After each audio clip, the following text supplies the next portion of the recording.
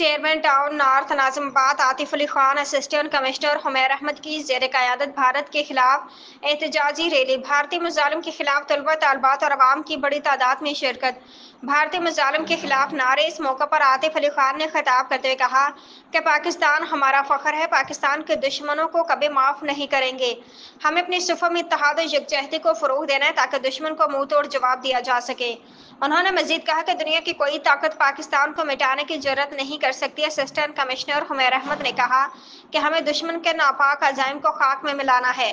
اس موقع پر افسران و ملازمین کی بڑی تعداد میں شرکت۔ ریلی کے شرکا نے بھارتی جارحیت کے خلاف نعرے بازی کی۔ ریلی کا آغاز ٹاؤن میونسپل کارپوریشن نارتھ ناظم آباد کے دفتر سے ہوا اور یہ مختلف راستوں سے ہوتی ہوئی مرکزی شاہراہ پر اختتام پذیر ہوئی۔